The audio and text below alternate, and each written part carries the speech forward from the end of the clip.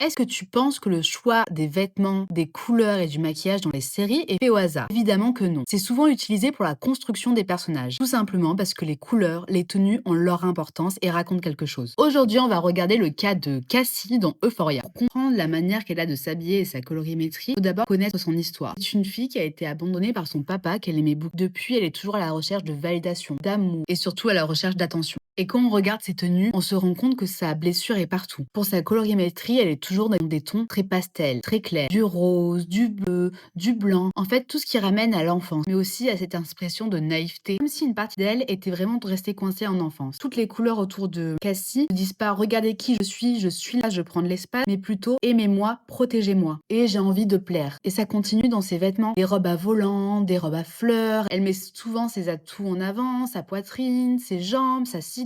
Elle est toujours dans des vêtements très moulants. Cassie, on lui a toujours dit qu'elle était bête. Et son seul moyen d'être quelqu'un, c'est de plaire à la jante masculine. En fait, c'est vraiment son moyen d'expression. Et ça se voit dans les couleurs et dans tous les vêtements qu'elle porte. Même dans son maquillage. C'est un des seuls personnages qui n'utilise pas le maquillage comme un moyen d'expression. Maddie, elle l'utilise comme une armure. Jules, elle l'utilise comme un moyen d'expression. Mais Cassie, ça change constamment en fonction de qui elle a en face d'elle. Dans toute la série, Cassie, tout ce qu'elle veut, c'est plaire à Nate. Il sort avec sa meilleure amie Maddie, qui est tout le contraire. Elle est aussi très féminine, très désirable, mais dans une autre féminité.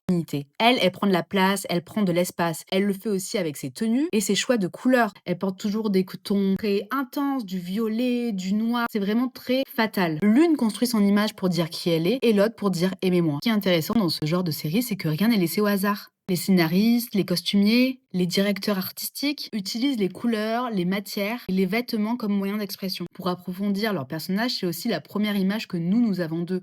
Parce que qu'on le veuille ou non, ça a de l'importance.